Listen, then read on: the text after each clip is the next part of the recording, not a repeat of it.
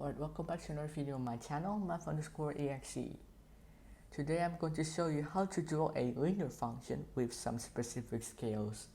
And what I mean by specific scales is as follows. So let's say you encounter this type of question.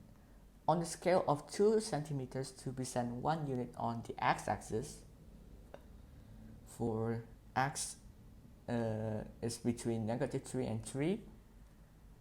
So these are the ranges of the values of x that you need to plot in the xy plane. And a scale of 1 centimeter to present 2 units on the y-axis for y is between -14 and 12. So this is the values you need to plot in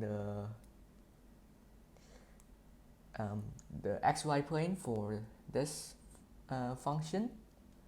And we need to draw the function of y is equal to 4x minus 1. And to make things 10 times easier, I have written a table for the x and y values in for x between -3 and 3 and y is between -14 and 12. So first we need to of course plot each corresponding points right here. And what you wanted to do with that is, for example, this is the origin at 0, 0. So let's say you put this at 1 right here. Keep in mind this is the x and this is the y-axis. Now you need to go from 0 to 1 and need to measure with your ruler of 2 centimeters. And that is what I mean on a scale of 2 centimeters to present 1 unit. So again, you move 2 centimeters to point 2 on the x-axis, and then you can just do the same thing for that to reach point 3. And then doing the same thing again, keeping the 2 centimeter for 1 unit kind of measurement for this. And of course, I'm drawing this on my Apple Notes on my iPad, so it doesn't represent that 100% accuracy. However, if you have a sheet of graph paper on your side, you can just try to do it by yourself. And usually some graph papers are designed to be having precise measurements for this xy plane right here. So anyways, that's the x-axis plotting done. Now we need to plot the y-axis. So it says a scale for 1 centimeter to present 2 units. And what you do is to write this as so assume this is 0.2 on the y-axis. And you only need to go 1 centimeter for this, and then doing the same thing 1 centimeter only to reach 0.4 and 0.6 and then 0.8 and then 0.10, and I should have extended the y-axis a bit, 0.12 around there. Alright, let's just get rid of these scales.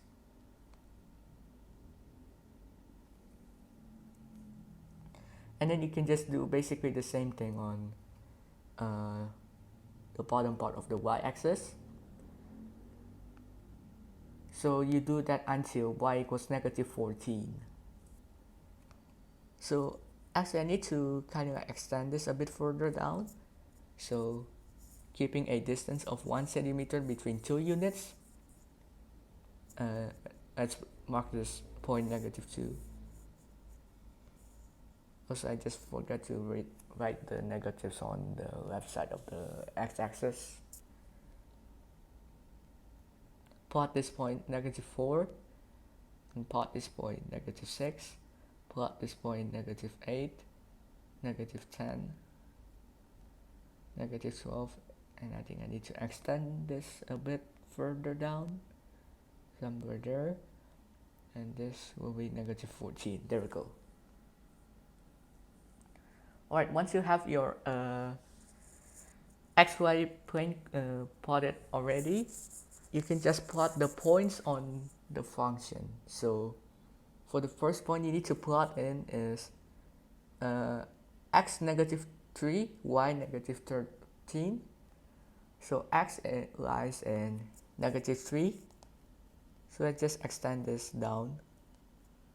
And then y lies in negative 13, which is halfway between negative 12 and negative 14. So this point is around here. Do the same thing for negative 2, negative 9. Negative 2 is right here. And then negative 9 is somewhere between negative 8 and negative 10. So that's that point. And I can just do the thing all the way until positive 3. However, you actually only need to plot 2 points, because all you need to do from that is to just connect the lines and you just draw a straight line all across. And if you are very confident enough, and if your measurements are accurate, if you're unconfident about your measurements, then you can just probably plot some points, and then if you try to connect them with a ruler and then it's not a straight line, then something's wrong, and you need to replot the XY plane all over again. So in this case, I'm not going to plot all of those points. I'm just going to connect this. Mine is not going to be that accurate. Roughly around that.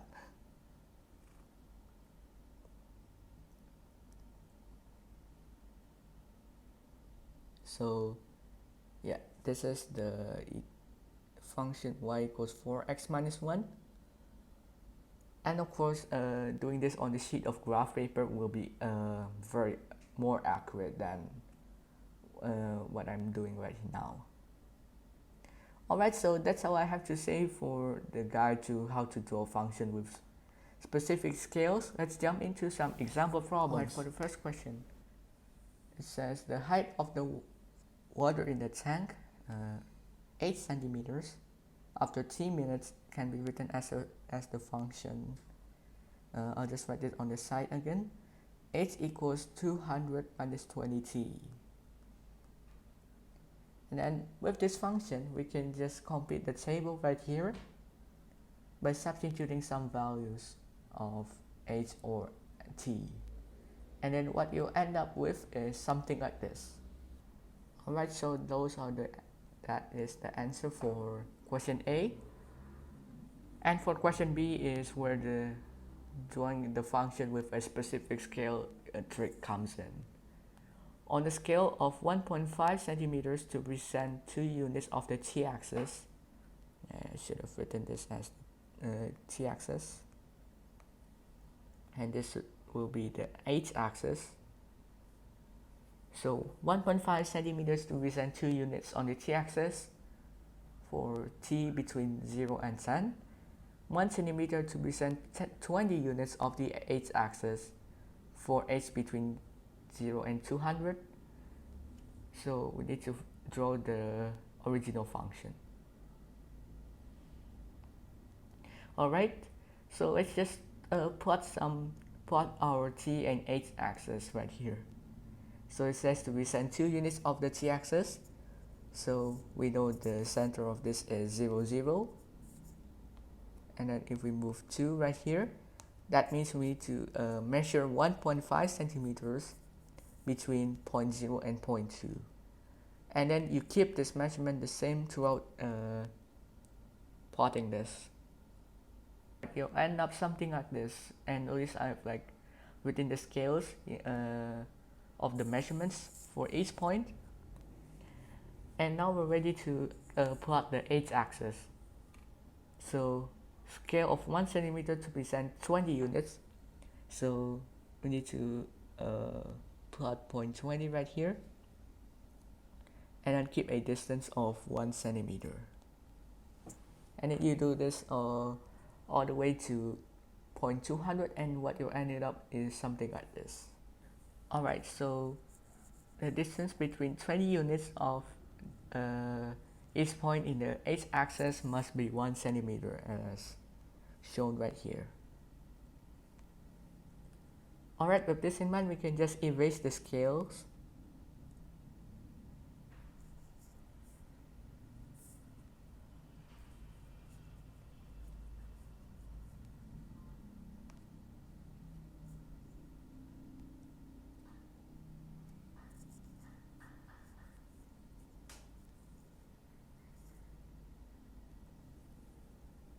And now we're ready to plot our points.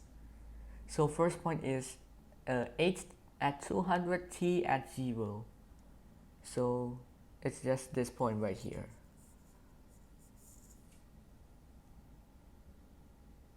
And next point to plot is h 160, t2. So t2 is right here, and 160 is right here. So the point is right here. And then for point 4, it will be t4 and h 120. So it's right here.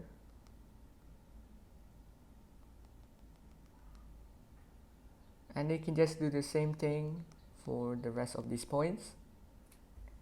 And what you ended up is something like this. Alright, so this is the function after connecting the dots. So your function should look a little bit like this. So the graph kind of like goes downwards, as you can see. Since the water is leaking, therefore the height must be decreasing as time goes on. Alright, that's it for part B. Part C, you need to take advantage of the graph to find the time when the tank is halfway empty. So with this, for part C, the first part of part C, for the tank to be halfway empty, the tank must be the half of its height of its initial height. So the height that we needed is a half multiplied by the initial height, which is just 200. And the initial height can be seen pretty easily. So yeah, so the height in this case will be 100. So we need to look at what the time will be when h equals 100. And that can be easily looked out at the graph by drawing a horizontal line crossing h equals 100. Yep. And then drawing a perpendicular vertical line after you meet the point of this function. And what you get is t will be equal to 5.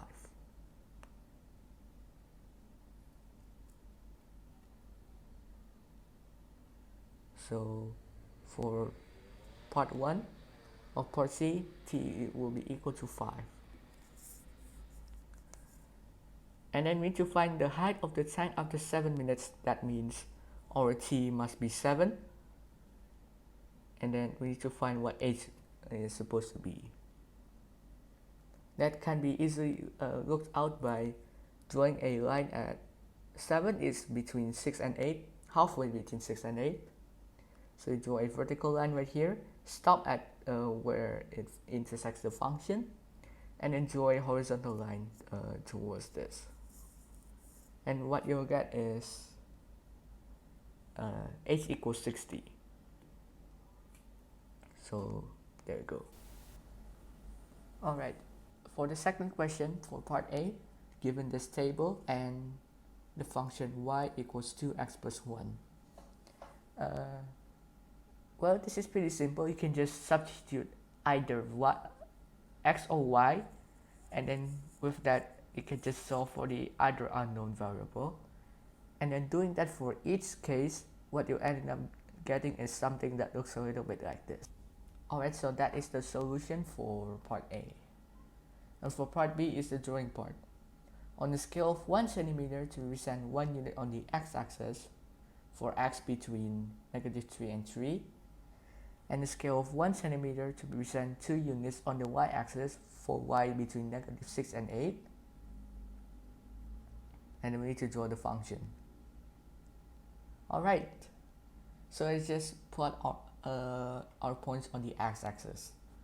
So on the scale of 1 centimeter to represent 1 unit, so we know the origin at 0, 0. And if we want to go to point 1, we need to ensure a distance of 1 centimeter. And doing the same for all the following values right here. And you can just do the same thing on the left hand side of the x-axis. Alright, so that is the plotting for the x-axis. Now we're ready to plot the y-axis. So let's just remove the scales right there. So it says scale of 1 centimeter to represent 2 units for y between -6 and 8. So let's just plot the positive x values. So for the scale of 1 centimeter to represent 2 units, that means if you go up here and you mark this dot 2, you need to ensure a distance of 1 centimeter between those 2 points. And you can just do the same thing for this. And you can just do the same thing for the lower, the negative values for the x-axis, the y-axis. So you're ending up something a little bit like this. Alright, so this is the result of plotting the x and y axis. Now we're ready to plot some points of the function, and then we can just connect the dots. So first let's just plot the point -3, -5. So -3 is right here, and -5 is somewhere right here. So there we go. There we have it. And the second point is at -2, -3. It will be at this point right here.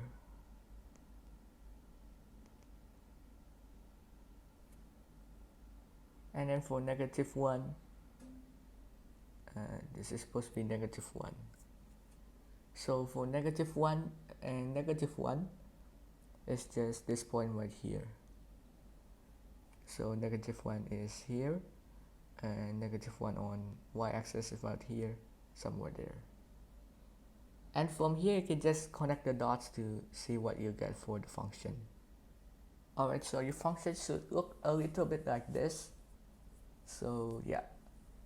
And then for part C, we need to use the graph to find the value of x when y equals 1.5 and the value of y when x equals 2.5.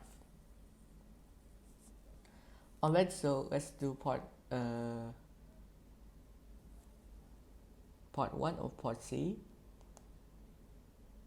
So we know y is 1.5, and then we need to know what x is. So based on the graph, we can just draw a straight line from y equals 1.5, which is around right here, and then stop at where it intersects the function, and then draw a perpendicular line down here. And of course this is not that accurate. However, if your measurements are accurate enough, you get this will intersect the x-axis at 0.25. So you're ending up having 0.25 for the x. So we need to, secondly, we need to find a y when x equals 2.5. Doing the same thing, except we're going to start from the the x-axis. So starting right here, 2.5 is right here. And we can just draw a straight line here. And then notice that this intersects the y-axis at y equals 6. and that in fact is the y value.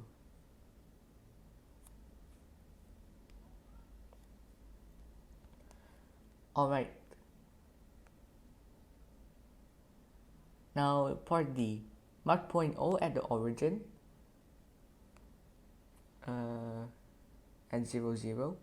So I'm just going to write some unimportant parts for this question.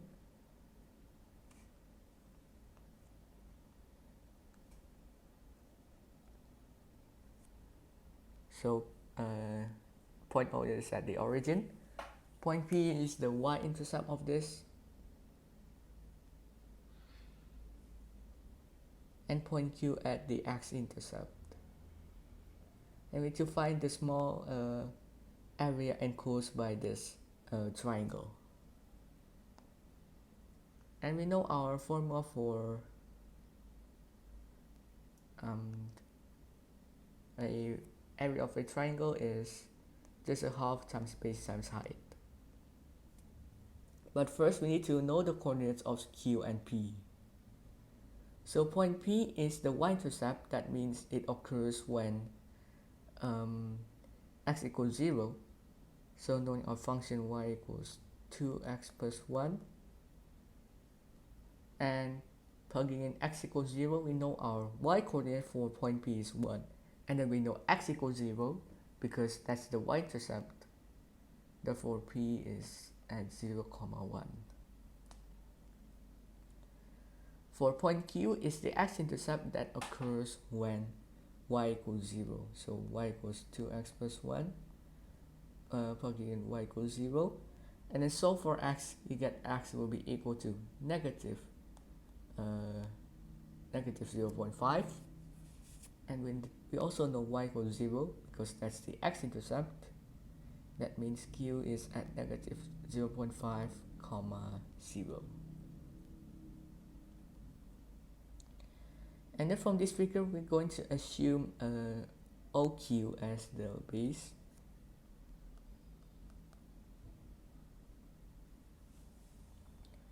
So we need to find the distance between point O and point Q, and we need to ensure that the distance is positive, since we're talking about area, and therefore area is positive. So yeah, so but since O and Q both lie on the x-axis, meaning it's a straight line, therefore we can just calculate the differences in the x coordinates.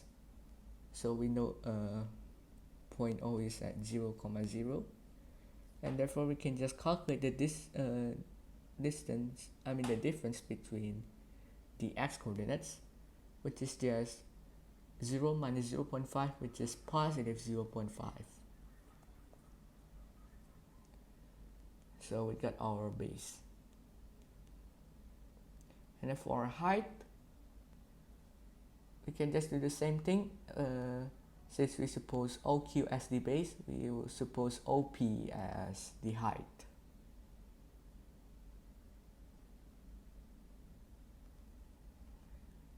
And since point O and point P both lie on the y-axis, so we can just calculate the differences on their y coordinates this time. So let's look at the y coordinates, and of course the differences are pretty obvious, it's just 1. So there we go. Calculating this, the area for the figure OPQ will be 0.25 units squared.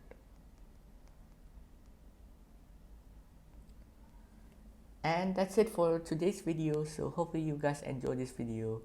Please subscribe for more videos, and I'll see you guys in the next one. Goodbye.